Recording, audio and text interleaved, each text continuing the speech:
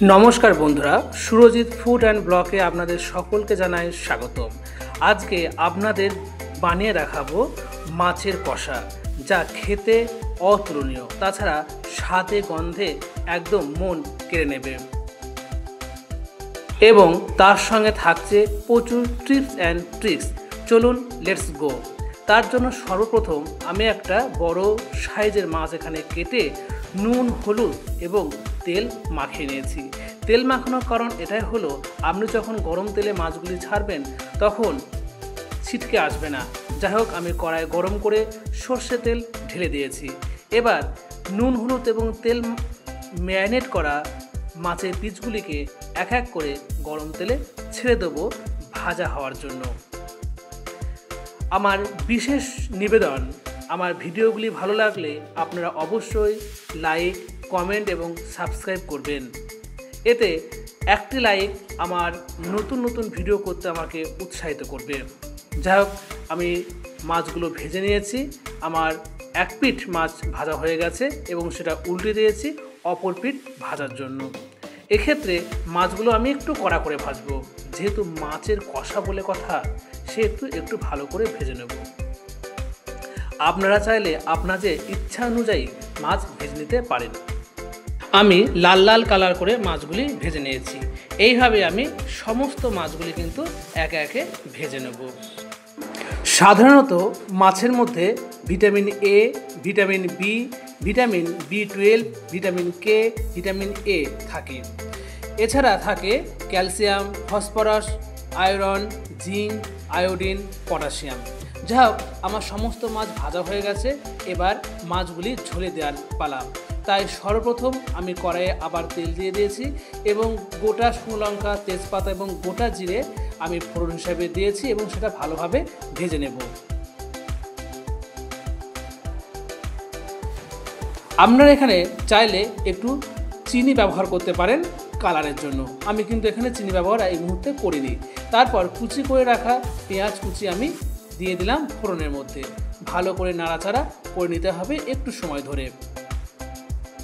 পেঁয়াজগুলো একটু ভাজা হয়ে এলে আমরা কুচি করে রাখা টমেটোগুলো দিয়ে দেব এবং পুনরায় সেই মিশ্রণটিকে ভালো করে নাড়াচাড়া করে নেব। যখন পেঁয়াজ এবং টমেটো কুচিগুলি ভালো করে সেদ্ধ হয়ে আসবে, তখন তার মধ্যে আমরা সামান্য লবণ যোগ করব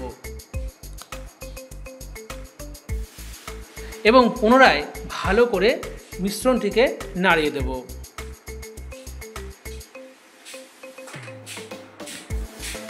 যখন দেখব পেঁয়াজ এবং টমেটো কুচিগুলো ভালোভাবে সেদ্ধ হয়ে গেছে, তখন বেটে রাখা আদা এবং রসুনের পেস্ট আমরা দিয়ে দেব এবং মশলাটিকে ভালো করে মিশ্রণ করে নেব। মশলাটা যখন প্রায় কিছুটা কষে এসেছে, তখন তার মধ্যে আমরা পেঁয়াজ বাটা ঢেলে দেব। আমি এখানে কম পেঁয়াজ বাটা ব্যবহার করেছি, আপনারা চাইলেন একটু বেশি ব্যবহার করতে পারেন। এইভাবে সমস্ত মিশ্রণটিকে ভালোভাবে মিশিয়ে নিয়ে সামান্য জল দেব, যাতে মশলাটি পুড়ে না যায়। আপনারা চাইলে ধনিয়া পাতা ব্যবহার করতে পারেন। এবার একটু রং আনার জন্য হলুদ ও লাল লঙ্কার গুঁড়ো, ধনে গুঁড়ো এবং জিরে গুঁড়ো দিয়ে মশলাটিকে ভালো করে কষিয়ে নেব যতক্ষণ না সেখান থেকে তেল ছাড়ে। আরও একটু লবণ আমি যোগ করেছি। এবার মশলাটাকে ভালোভাবে কষিয়ে নেব এবং ওপর থেকে আপনারা চাইলে দুটো কাঁচা পাকা লঙ্কাও দিতে পারেন।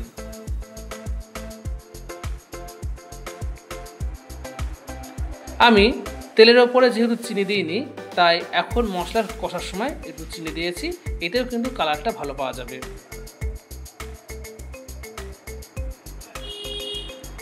যাই হোক, আমার মশলা কষানো হয়ে গেছে, তেল ছেড়ে দিয়েছে। এবার গ্রেভির অনুযায়ী আমি কিন্তু জল দিয়ে দেব। আমি এখানে একবারে সমস্ত জল দিইনি, আমি অল্প অল্প করে জল দিয়ে নেব। এই অল্প জল দিলাম বলে কালারটা ফুটে এসেছে।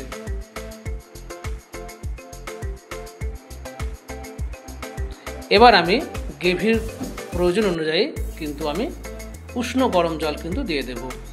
আপনারা আপনাদের পছন্দ অনুযায়ী বা গ্রেভি অনুযায়ী আপনারা জল যোগ করবেন। যা ঝোলটা যখন এক পর্যায়ে ফুটে আসবে তখন একটু নাড়াচাড়া করে দিয়ে ওপর থেকে ভেজে রাখা মাছগুলি দিয়ে দেবেন।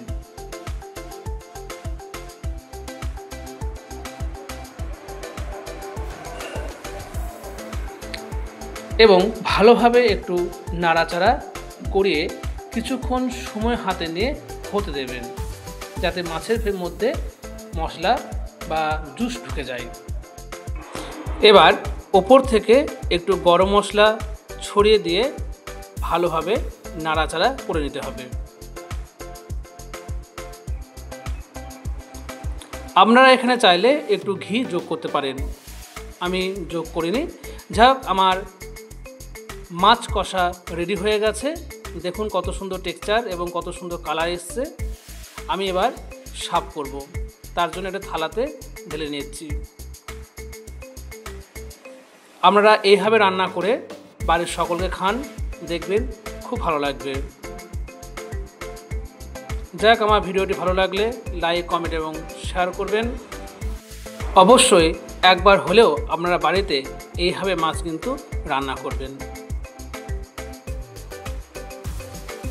আমি ভালো করে এখানে সার্ভ করে নিয়েছি।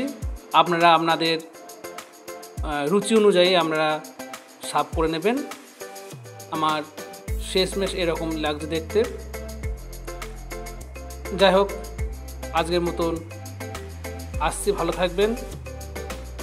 আর অবশ্যই আপনারা আমাকে ভালোবাসা দিয়ে পাশে থাকবেন। নমস্কার, ধন্যবাদ।